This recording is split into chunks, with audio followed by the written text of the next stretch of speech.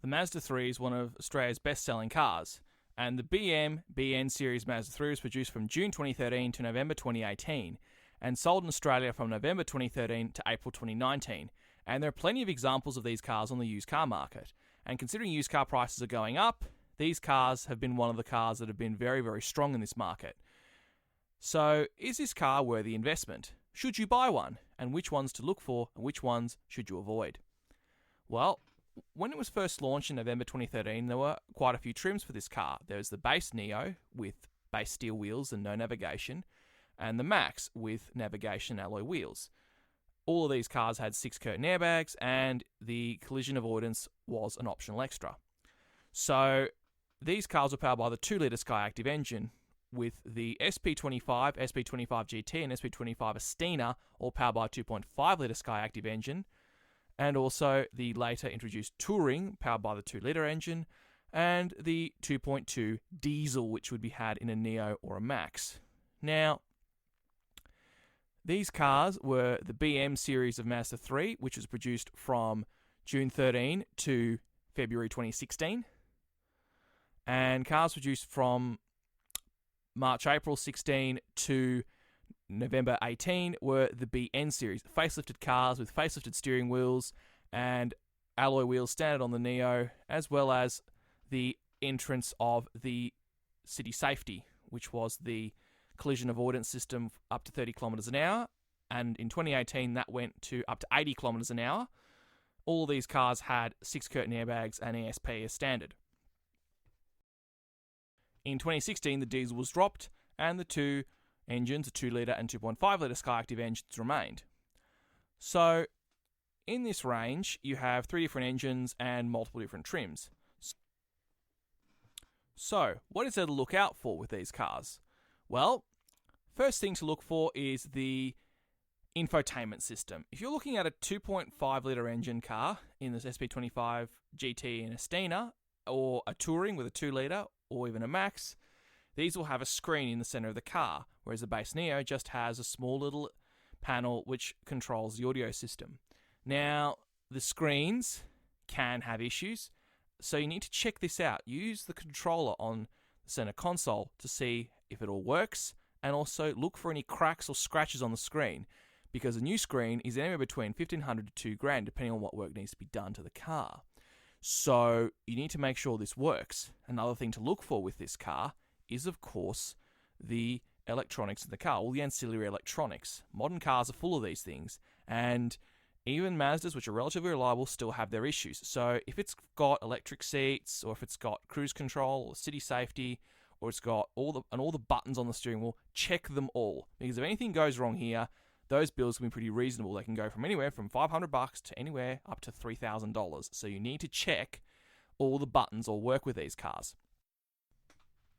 In terms of the mechanics, check for engine issues. Now, there was a few dodgy engines in these cars, specifically the 2.5s, which are found in SP25s, GTs, and Estinas, which are also found in Mazda 6s of the same vintage, which annoyed quite a lot of people. And these were dodgy from the start. So make sure that your car isn't one of them. On both engines, 2-litre and 2.5, check these all off. Firstly, start the car up. See if it feels rough or feels like it's idling and ticking around and idling roughly. Also, rev the engine off cold. See if there is a big plume of blue smoke coming out of the back of it. Now, there are other signs of smoke which could be an issue, and that could be a grey type smoke, which could be an issue with the pressure control valves, which is a common issue with the 2-litre engine. And also, check for the car when you pull off, the car actually pulls off and doesn't labour coming off the line. Also, check if the car labours in a straight line on a level and also an uphill incline. One of the cardinal signs of this is power loss. So, if it's losing a lot of power in a straight line and uphill, then you might have a car with engine issues. Also, ask the owner the tough questions. Ask them, has this car ever had them? And if you don't think they're telling the truth, ring up the dealership that's dealt with it and see if they've got anything to say about this car.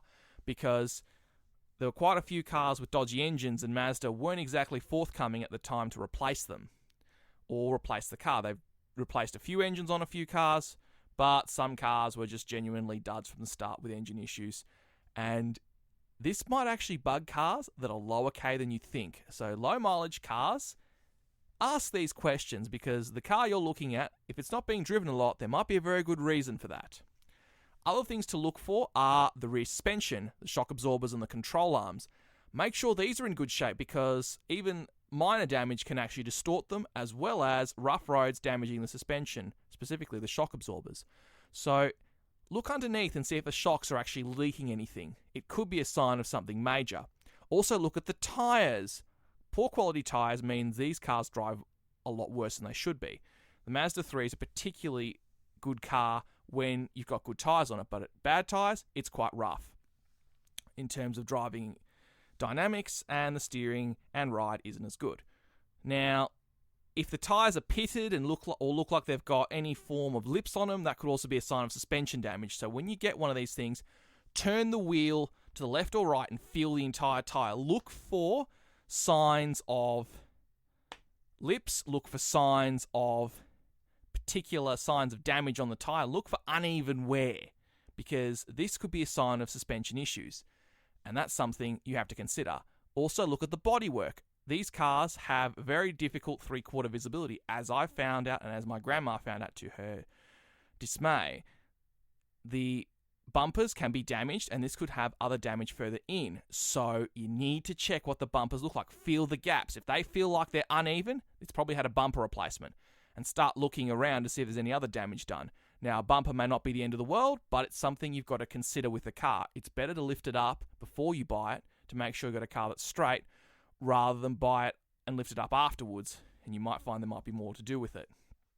Again, poor accident damage is another thing to think about with these cars. Because they're so popular, if it has a crash, people will fix them, even if it's had a major crash. So you need to check the panel gaps, check all the signs of filler and repairs on the A, B, and C pillars, and also under the bonnet. Look for any signs of repairs there.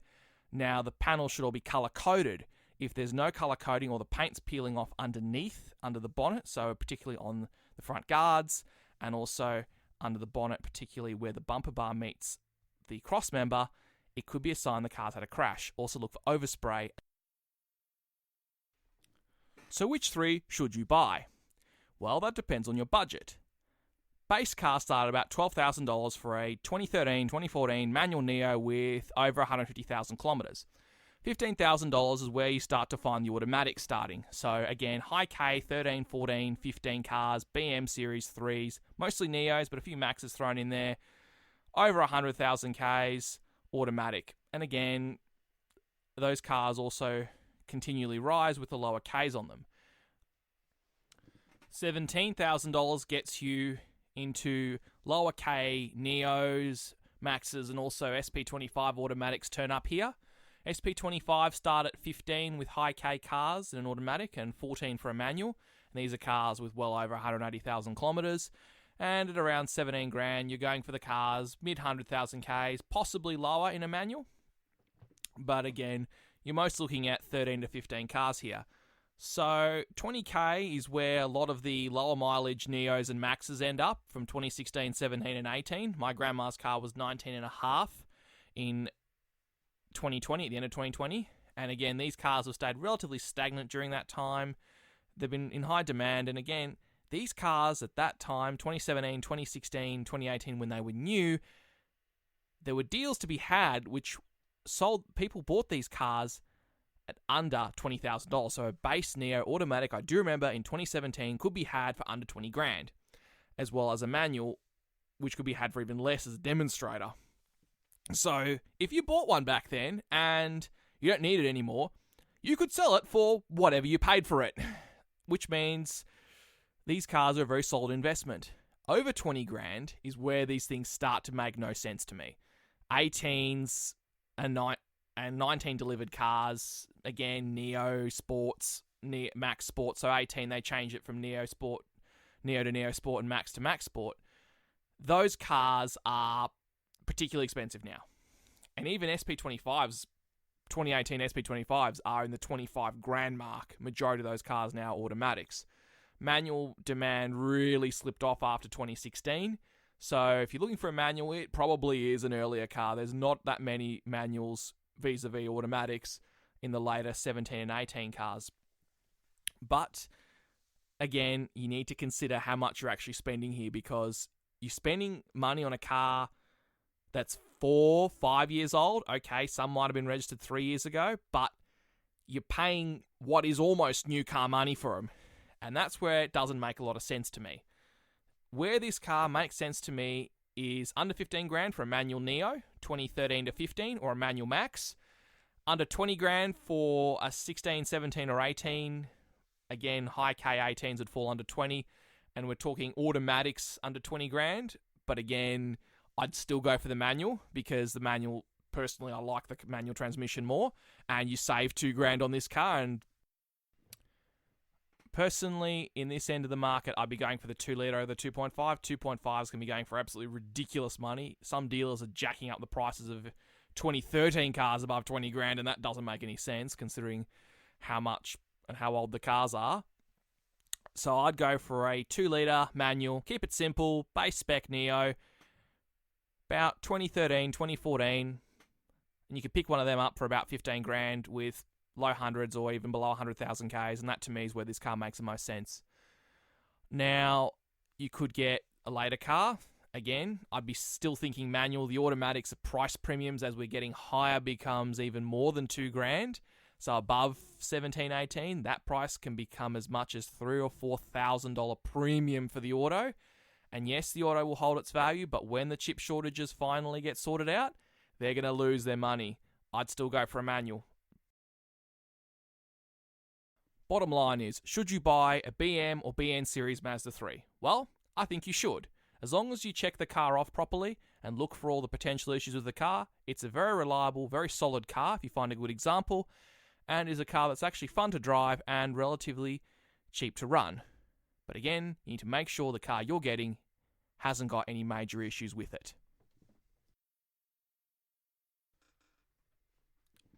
This generation of 3 was offered as a hatchback and sedan in all of its trims, so you can get the car in whatever configuration you want in hatch or sedan body.